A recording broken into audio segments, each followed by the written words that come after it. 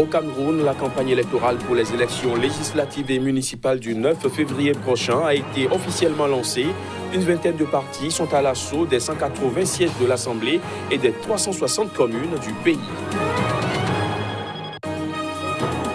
Au Burundi, le parti au pouvoir, le CNDD-FDD, réuni en congrès extraordinaire, a désigné Évariste Ndayishimiye candidat à la présidentielle de mai prochain. On en parle dans ce JT. Et puis en Centrafrique, 53 personnes ont été tuées par la rougeole en l'espace d'une année sur plus de 3600 cas enregistrés. Ce bilan a été annoncé par le gouvernement qui appelle à une campagne de vaccination. Voilà pour les titres. Bienvenue à tous. Au Cameroun, la campagne électorale pour les élections législatives et municipales du 9 février prochain a été officiellement lancée. Une vingtaine de partis sont à l'assaut des 180 sièges de l'Assemblée nationale et des 360 communes du pays. Pendant 2 semaines, les candidats à ce double scrutin vont sillonner leur circonscription pour aller à la conquête de leur électorat. Reportage. Les partis camerounais participant aux législatives et municipales qui auront lieu le 9 février prochain ont officiellement ouvert leur campagne samedi. Malgré les violences liées à la crise indépendantiste anglophone dans l'Ouest et aux attaques djihadistes dans le Nord, le parti de la majorité présidentielle, le RDPC, et le principal parti d'opposition à l'Assemblée nationale, le SDF, ont organisé des événements à travers le pays. À Douala, la capitale économique, le lancement de la campagne a connu quelques soubresauts entre ces deux formations rivales. Il faut déjà savoir que la campagne s'ouvre dans un climat malsain, entretenu par le maire sortant, qui a détruit ou alors qui a envoyé ses spies et ses gros bras détruire les affiches du SDF à la mairie pour remplacer avec ses propres affiches. C'est le lieu ici de rappeler au maire sortant que la mairie n'est pas sa propriété privée. Tous les candidats ont le droit d'afficher à la mairie. Et je pense que nous avons pris la décision d'aller recoller ces affiches. Et s'ils s'obstinent dans ce comportement irresponsable, nous verrons dans l'obligation de réagir aussi de façon violente. L'un des enjeux de ces élections reste le taux de participation, alors que le risque d'une forte abstention plane au moment où le parti MRC de Maurice Kamto bat campagne pour le boycott. Nous avons fait la prison et nous avons vu qu'après cette prison, malgré ce sacrifice que les jeunes ont fait, que nos parents ont fait, pratiquement 10 mois dans les géoles à Konengi, à Niebel, à Konsamba, le gouvernement s'obstine à rester sur ses positions et à ne pas écouter le peuple. On estime que le boycott était aujourd'hui le seul moyen pour se faire entendre. Vous voyez que ceux qui appellent au boycott sont de l'autre côté de l'histoire. Mais ce sont des Camerounais. Nous ferons en sorte d'expliquer ces enjeux à d'autres Camerounais pour que même ceux qui appellent au boycott puissent vivre dans un pays en paix, dans un pays véritablement où des institutions fonctionnent. D'autres partis de l'opposition ou de la majorité présidentielle sont en lice pour gagner une partie des 180 sièges de l'Assemblée nationale ou contrôler l'une des 360 communes que compte le pays. L'autre enjeu, c'est l'enjeu de la fraude. Et le message est clair. Nous sommes venus dire aux habitants de la deuxième de se lever et de se préparer. Et de défendre leur vote par tous les moyens.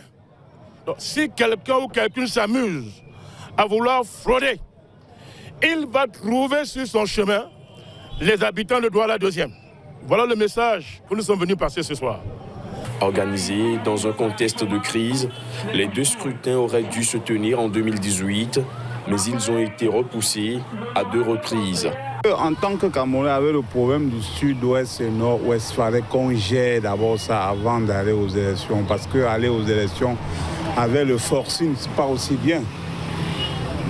Aller dire que c'est pas forcé par tous les moyens, il y aura élection, c'est pas aussi bien, il faut aller dans la paix. Il faut dire que malgré le début officiel de la campagne, la liste définitive des candidats aux législatives et aux municipales n'a pas encore été publiée. En bref, au Burundi, le parti au pouvoir, le CNDD-FDD, a désigné ce dimanche le général Évariste Ndayishimiye pour porter ses couleurs à la présidentielle du 20 mai prochain et tenter de succéder au président sortant Pierre Nkurunziza. Le général a été choisi lors d'un congrès extraordinaire du parti organisé ce dimanche à Gitega, la nouvelle capitale administrative du pays. Le président Pierre Nkurunziza, au pouvoir depuis 2005, avait surpris lorsqu'il avait annoncé en juin 2018 qu'il ne se présenterait pas à sa succession en 2020, alors que la nouvelle constitution qu'il venait de faire modifier par référendum le lui permettait. La ministre espagnole des Affaires étrangères reconnaît le droit du Maroc à délimiter ses frontières maritimes. Arantxa González affirme cependant que cela devait se faire en accord avec les normes internationales. Des propos tenus lors de sa première visite à Rabat. Reportage.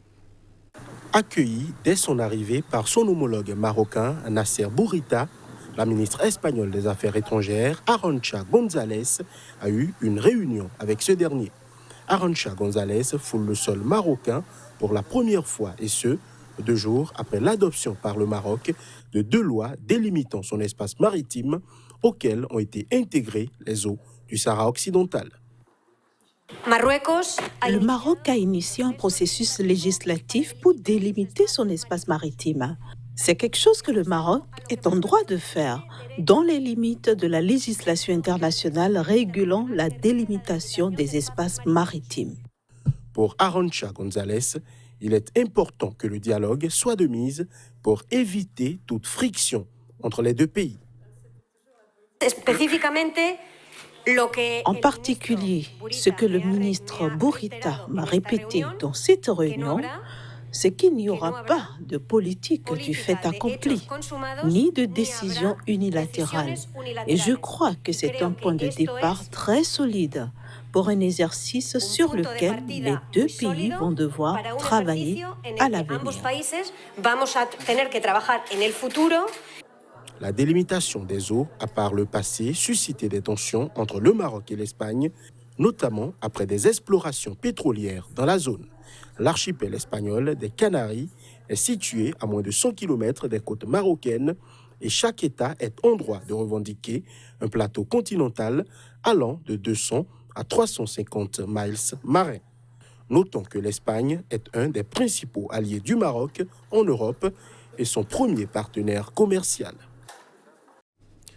Au Nigeria, l'aéroport international de Lagos réagit face au coronavirus qui a commencé à se répandre dans le reste du monde depuis la métropole chinoise de Wuhan. Cet aéroport a mis en place des contrôles de température corporelle auxquels tous les voyageurs sont soumis. Voici les images.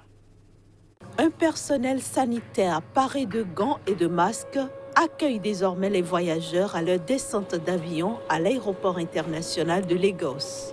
Depuis quelques jours, un poste de contrôle de température corporelle est érigé ici face au nouveau virus qui a commencé à se répandre dans le reste du monde depuis la métropole chinoise de Wuhan. Actuellement, le rapport indique qu'il se trouve dans une partie de la Chine, donc pas dans toute l'Asie. Mais comme nous le savons, en raison des voyages internationaux et de la mobilité des personnes, la probabilité que ça se propage est très élevée. Actuellement, elle a été signalée dans d'autres parties de l'Asie, mais j'arrive de Malaisie, il n'y est pas pour le moment.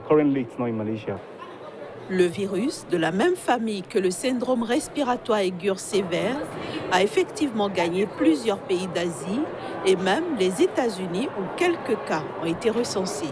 Ce virus a été repéré en décembre sur un marché de gros de produits de la mer à Wuhan. On ignore encore son origine exacte, mais sa période d'incubation serait d'environ 14 jours. C'est une infection virale et elle peut se propager partout. Mais si nous pouvons vaincre Ebola, nous pouvons vaincre n'importe quoi. Peu importe combien le virus est mortel. Avec notre esprit nigérian, nous pouvons vaincre le virus. Les contrôles de température corporelle se sont généralisés dans plusieurs aéroports d'Asie, du pourtour du Pacifique, ainsi qu'au Royaume-Uni, en Italie et maintenant au Nigeria. En Centrafrique, 53 personnes ont été tuées par la rougeole en l'espace d'une année sur plus de 3600 cas enregistrés. Ce bilan a été annoncé par le gouvernement qui appelle à une campagne de vaccination pour faire face à cette épidémie. Entre février 2019 et janvier 2020, 53 personnes ont été tuées par la rougeole en Centrafrique. Selon un communiqué du ministre de la Santé, le pays a enregistré sur la même période 3653 cas de la maladie. Le ministre a également noté une recrudescence des cas dans les foyers où une riposte avait été organisée et une proportion importante des cas pour les enfants âgés de 6 mois à 10 ans. Un constat jugé alarmant par le ministre de la Santé, Pierre Somsé, qui a appelé à l'organisation de campagnes de masse ciblant les enfants de cette tranche d'âge. Pour lui, la vaccination est la seule mesure de santé publique pouvant mettre fin à l'épidémie de rougeole. La Centrafrique, pays ravagé par un conflit depuis la chute du président François Bozizé en 2013, est régulièrement touché par des épisodes de rougeole au cours de la saison sèche qui dure du mois de décembre au mois d'avril. La République démocratique du Congo voisine est également frappée par une épidémie de rougeole qui a tué plus de 6000 personnes en un an, selon l'Organisation mondiale de la santé, OMS. Début janvier, l'OMS avait désigné l'épidémie de rougeole sévissant en RDC comme la pire au monde. En Angola, un policier a été condamné à 16 ans de prison pour avoir abattu une vendeuse ambulante qui refusait d'être expulsée. Juliana Kafrik, 38 ans, a été abattue en mars de l'année dernière après avoir résisté à une descente de la police menée dans un marché clandestin dans la capitale Luanda. Nous condamnons l'accusé Gonçalo Sakala Gonga, selon l'article 349 du Code pénal, à 16 ans de prison ferme et une amende de 5 millions de kwanza pour homicide volontaire.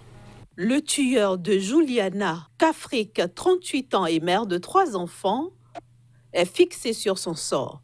Ce policier qui a abattu en mars 2019 la jeune dame qui résista à une descente de police sur un marché informel de Luanda n'entend pas pour autant se résigner.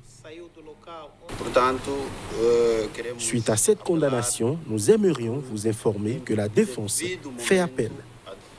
Pour la famille de la victime, cette condamnation n'est pas satisfaisante. Cette décision ne me satisfait pas. 16 ans, je pense que c'est trop peu pour ça.